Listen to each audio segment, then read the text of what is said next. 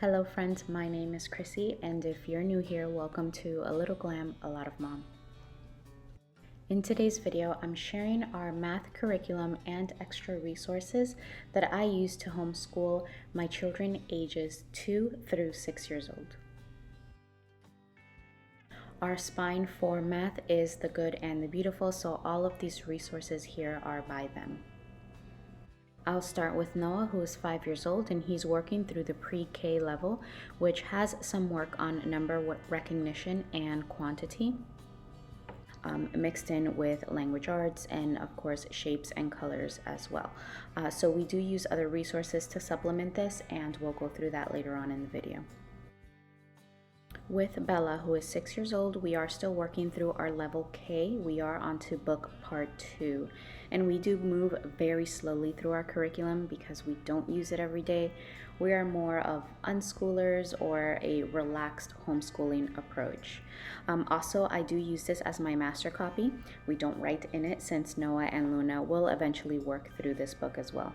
Is to be used with their math activity box, which includes all of the manipulatives and extras you'll need.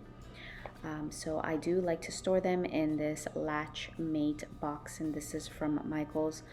This holds all the smaller pieces together really well.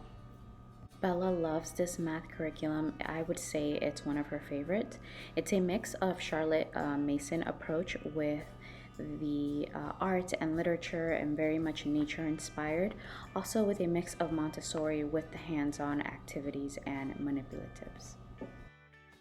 Once we've made our way through the entire level K, so part 2, then we'll move on to level 1 math, and this time I chose to go with the PDF download. It does just make more sense since I can just reprint when it's time to pass this down to the youngest. I did also purchase the activity box with all the supplemental and manipulative like game pieces for the board games, a planner. This box is an excellent bargain as it is to be used with 2 levels, so for Math 1 and Math Level 2.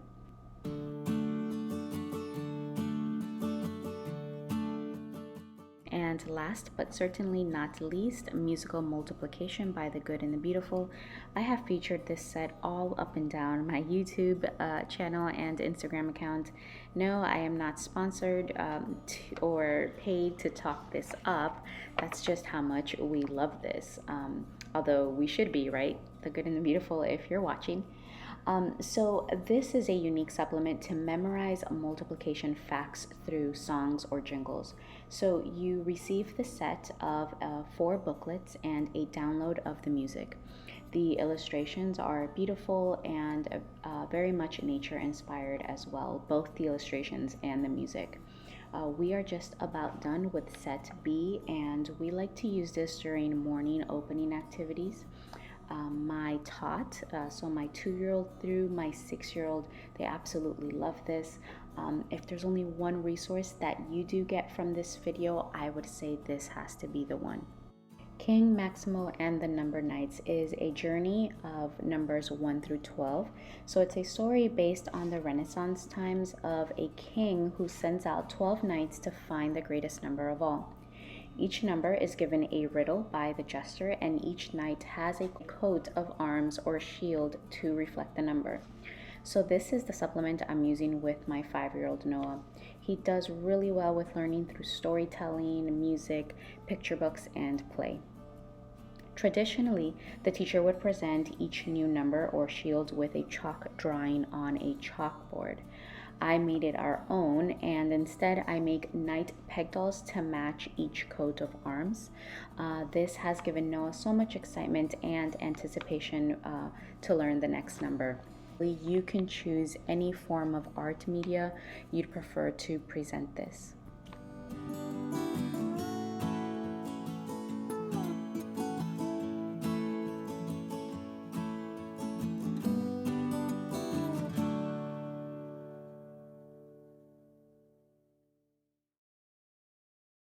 For my toddler, I've started making like type flashcards for an object to picture match. I know that she's going to have fun matching each knight to its respective shield.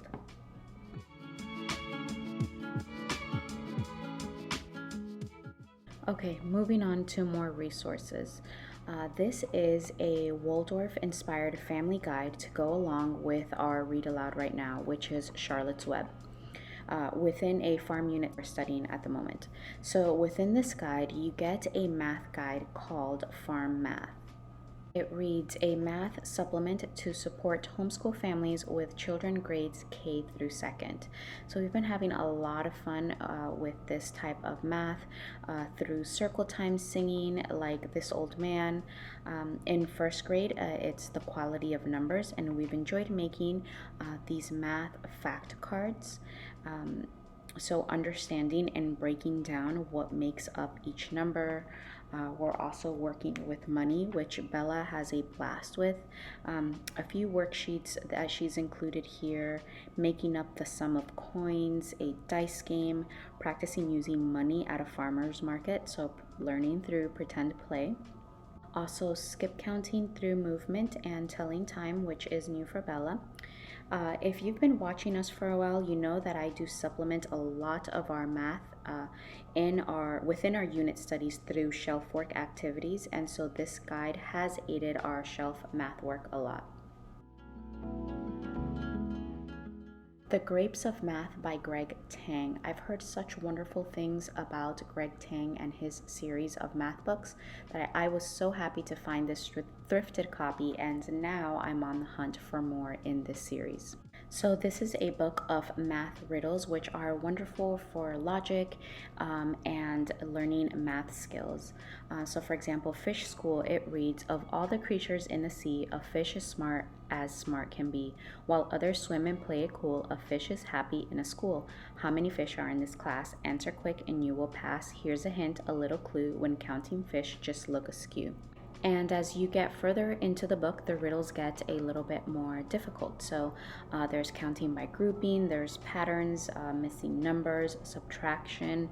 This book is really clever, so fun, and great for on-the-go schooling.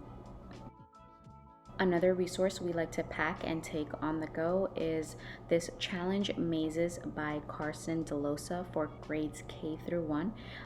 The mazes are very short and easy, perfect for beginners. Another thrift store find is Addition Bingo, and this is pretty much straightforward. It's bingo. The math sums up to 20, but there are different game mats. So with Bella, I'm using mats that add up to 10 at the moment. The game chips are included, but to make this a lot more fun, we do like to use our own fun manipulatives like acorn caps or gems. All right, moving on to some resources we are loving for math outdoors.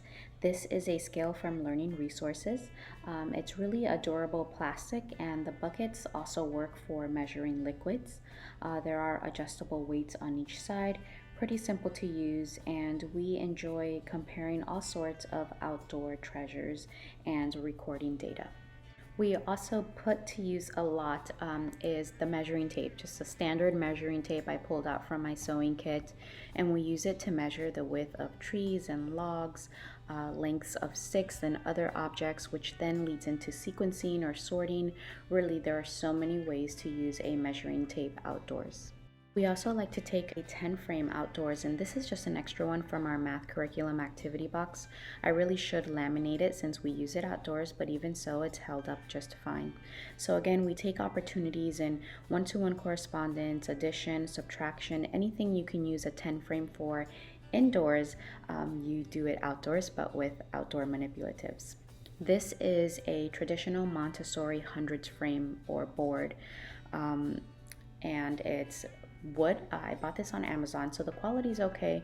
One side has the blank squares, the other side you are given this printout of the squares 1 through 100, which I did laminate, and then a blank canvas. It also did come with wooden number tiles to place on the board, but most of the wooden most of the digits on the wooden tiles have worn off by now, so I don't use those anymore. But we do use this to count by tens, fives, twos, so skip counting, searching for a number. So I'll call out a number and Bella is to find it and place a manipulative on it.